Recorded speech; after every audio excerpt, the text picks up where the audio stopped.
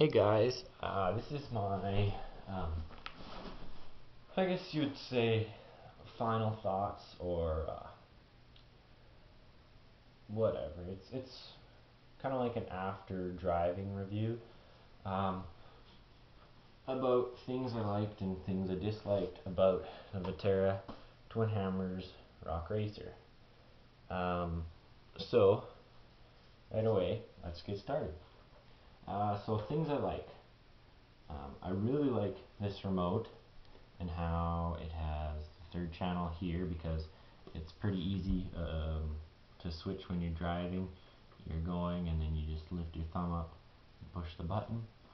I like the directional antenna because you can point it wherever you want and it's not this long antenna. It's a short one. So I like that. Also the grip is really nice and it only has 4 batteries, so it's not very heavy. Things I don't like about it, there's a lot of buttons and I find that kind of confusing, but that's pretty much it. So things I liked about the actual truck itself. Actually, let's start off with things I didn't like. Things I didn't like, the taking off the body, because I've already done it, but there's like 8 screws that you have to take off. Another thing is there's screws in really hard to reach places to disassemble some stuff. So for example, the other day I took off the front differential because when it was under a load, like if you were pushed up against a rock or whatever, or a step, then the front wheels wouldn't turn, but the back wheels would, and you would hear a little bit of a clicking. So I thought, well, maybe something in the back differential, or the front differential, sorry, is a little wonky. But anyways, so I took that off, and I actually had to remove. You probably don't have to, but I took off each side of the axle, and there's, yeah, it's going to be really hard to see this, but you probably can't. But way in there, there is 2 screws holding the differential kind of onto the steering rack, and then the steering rack is held on by 2 screws up here as well, and then held on to a chassis brace there by 1 screw. So it was a nightmare to get those 2 screws that are behind it. It took me about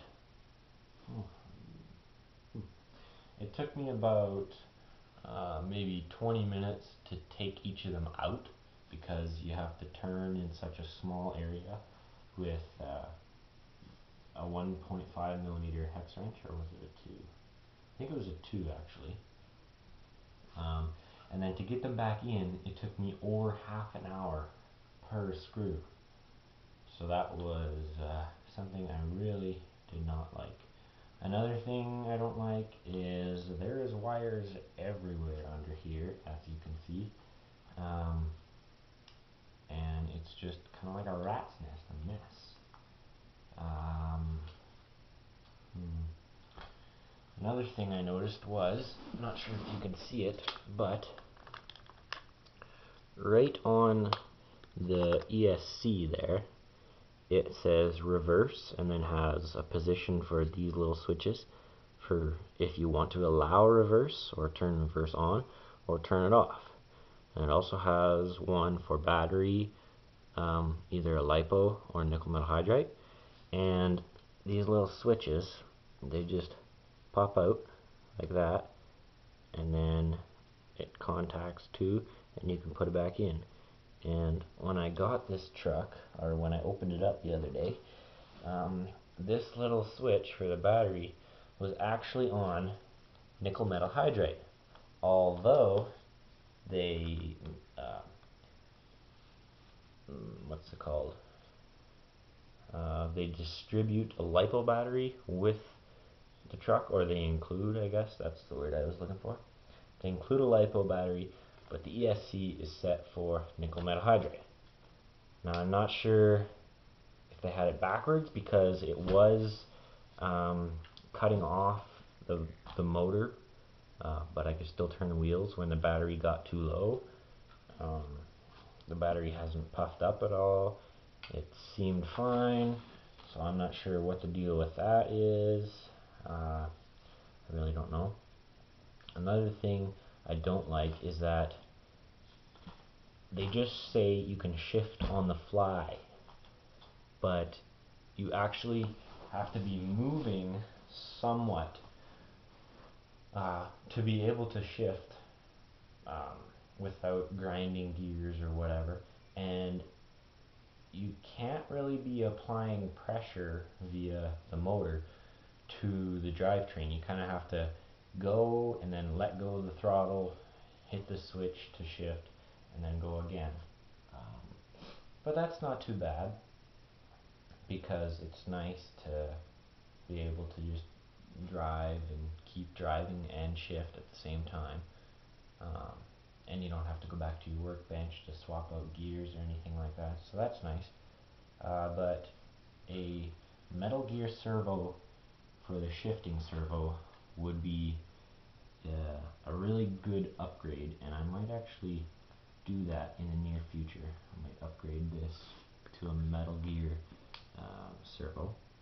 And the metal gear servo that they do include is this one for steering. It's under the receiver here. But it is a really slow servo. It's not too slow, but it could be a lot faster, and I wouldn't mind it being a lot faster. So I might get a high speed, high torque, metal geared, waterproof servo and upgrade that one as well. Other than that, the only thing that I found that might need it to be upgraded for you is, let me just take off the wheel here. Because of the torque of the motor, and when you're in low gear it has a lot of torque, but because of that torque, and if your wheel nuts aren't completely tight like this wasn't from the factory, then this 12mm hex right here, it actually, I don't know if you can see it, but what it did is the pin that turns this hex, which turns the wheel, because of the torque, it actually kind of twisted and made its own path. So now there's about 2 pin widths of room in there instead of just one, and it has quite a bit of play. So I might upgrade these to aluminum or anything else I could find, but I don't know if they make aluminum parts, but Integ, at integ.com, they have a lot of aluminum hop-up parts. Not specifically for this, but just a 12mm aluminum hex would work. So positives. Oh, and also with the negatives, the reason it was slipping up in the front is because the 2 set screws on the drive shaft, both connecting to the differential and to the transmission, the 2 set screws weren't quite tight enough, so that means when you apply pressure, it can slip, the drive shaft can slip around the other shaft, and that just means you don't have front wheel drive anymore. So that's a negative, but all you have to do is tighten up those set screws. So now for the positives. I really like this solid rear axle, and this is the springs are preloaded really low right now. You can't preload them any lower actually, so it has a lot of droop, or the ride height is a little bit lower. But I like the fact that the articulation is really good.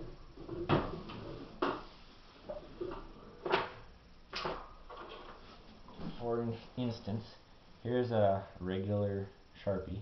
Everybody knows how big those are. And if you want to put a Sharpie under here, see if I can get it to stay. You want a Sharpie under there? No problem. And the other tires are still all on the ground.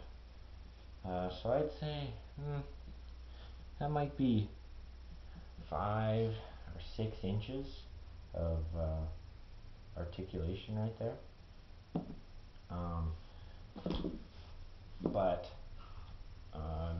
they need to be preloaded a little bit harder than completely none, especially if you're going to be jumping.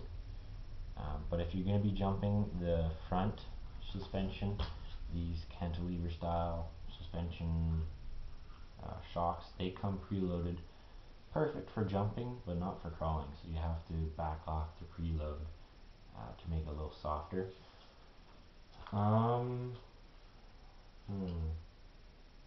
It'd be nice if they had a locking diff option, or kind of like a kit to put on to make the front diff able to lock via a remote, but then you'd have to get a different remote.